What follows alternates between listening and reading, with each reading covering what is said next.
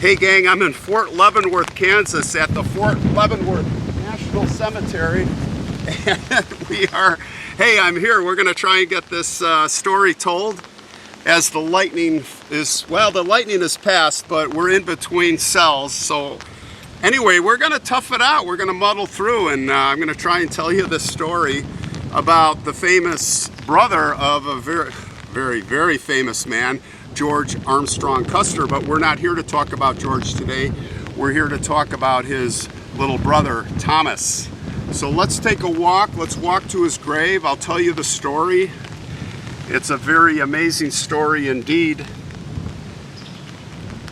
And let's hope that the rain, the big part of the rainstorm, holds off for us. Another beautiful military cemetery here. All the stones lined up perfectly.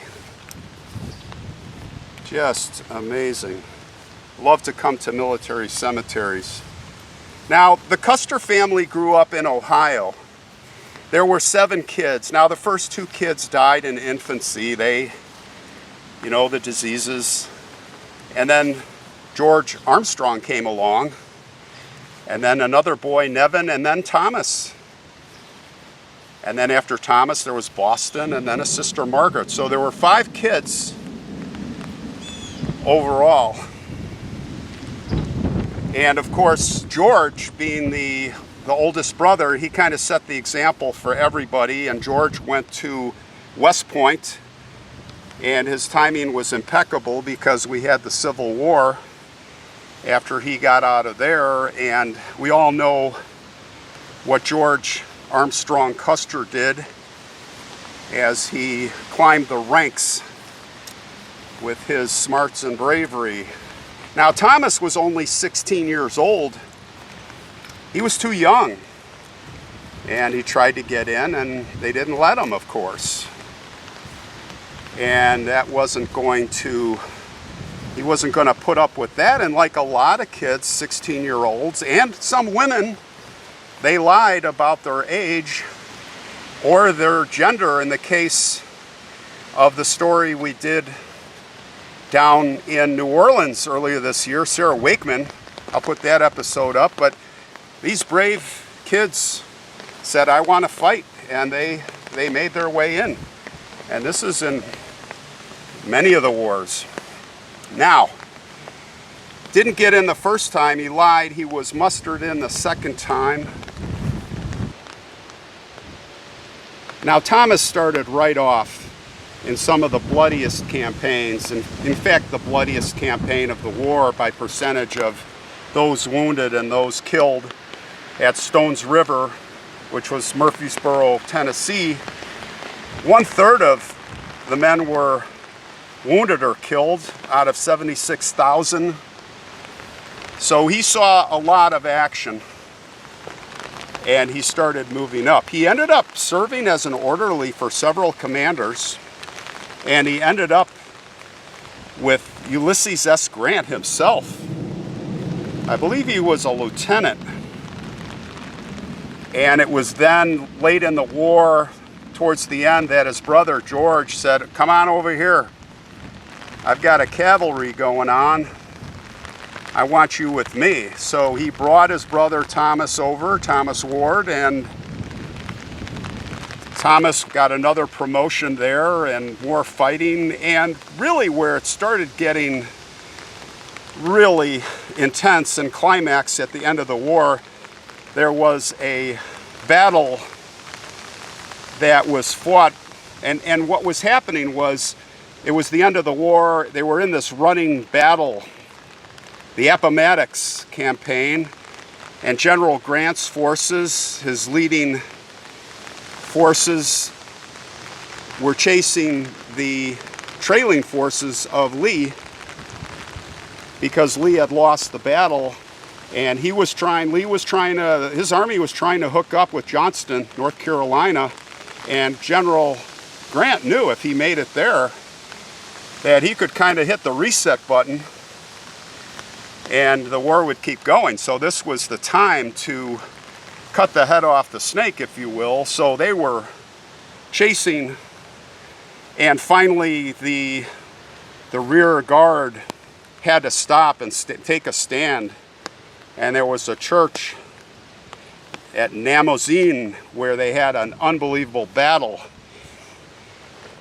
And it was there that Tom, on his horse, made an unbelievable move.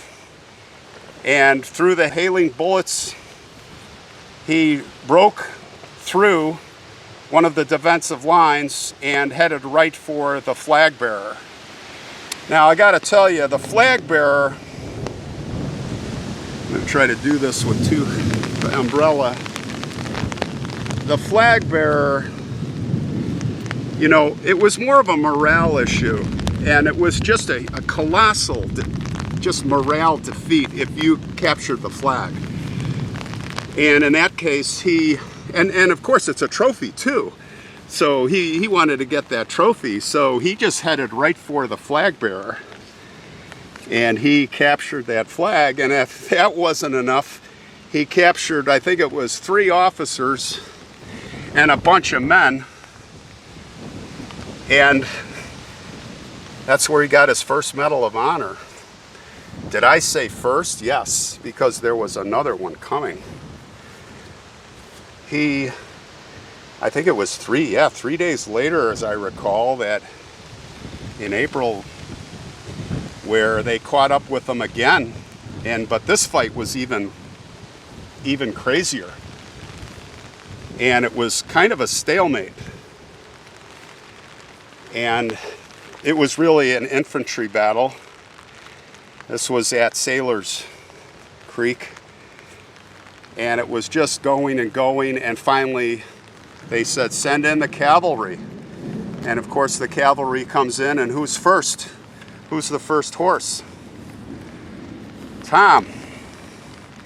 And listen to this, what does he do? He goes, what does he see? He sees, you know, you can imagine him riding, and he looks out and he sees the colors of the flag, and that's what he zeroes in on.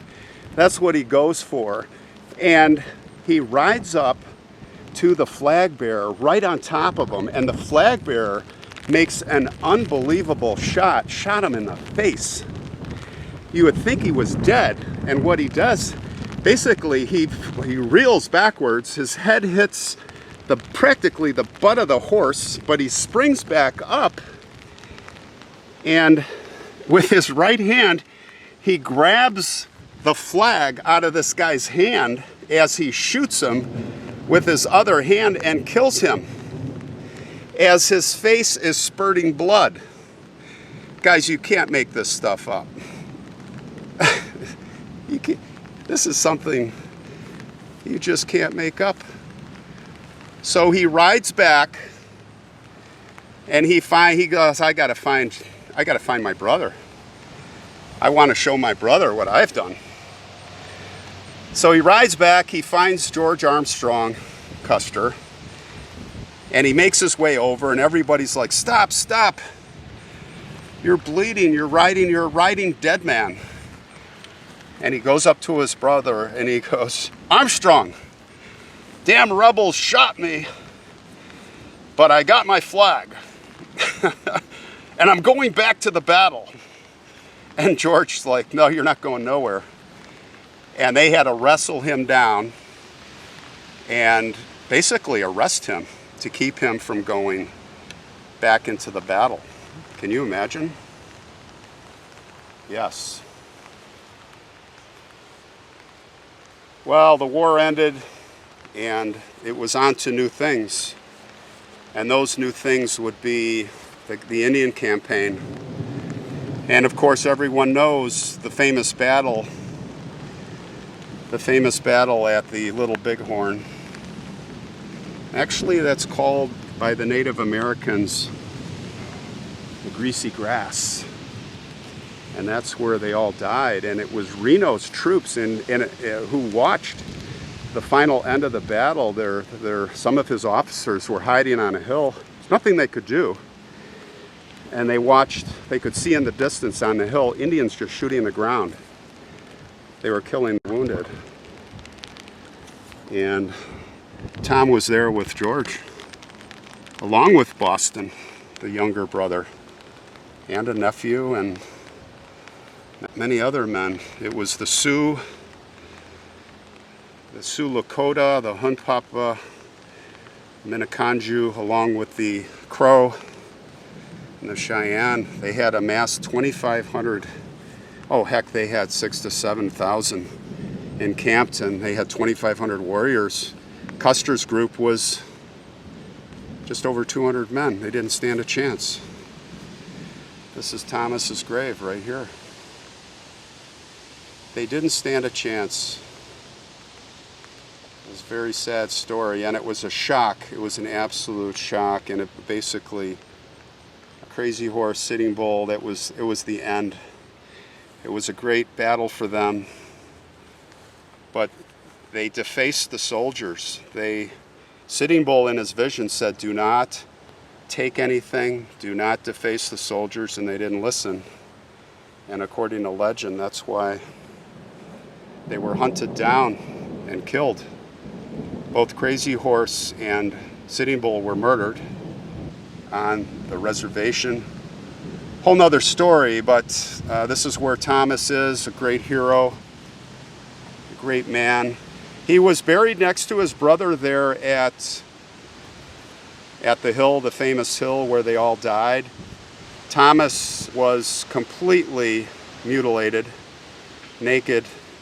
You couldn't recognize him except for the tattoo on his right arm, TWC. George Armstrong had a bullet wound to the head and to the heart. And it is there that they were both buried. But Thomas was moved here later on to Fort Leavenworth, and this is where he is now, and you can come to see him. Very interestingly,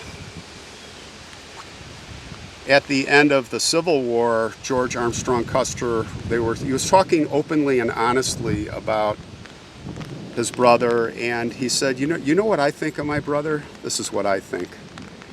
It is he who should have been the general and I the lieutenant. So he had a lot of respect. And Thomas, certainly, Thomas, you are a brave man. No braver. There are a lot of great men who fought, and here Thomas lays, as all the other men, with just the simple stone. It reminds me when I was at Arlington Cemetery, and General Pershing is just buried with his men, kind of by himself, a little off, but he just has a common man's stone, just like this.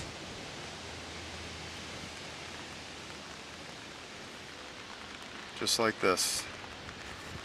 Brave men with their brothers. Well, Thomas W. Custer, rest in peace.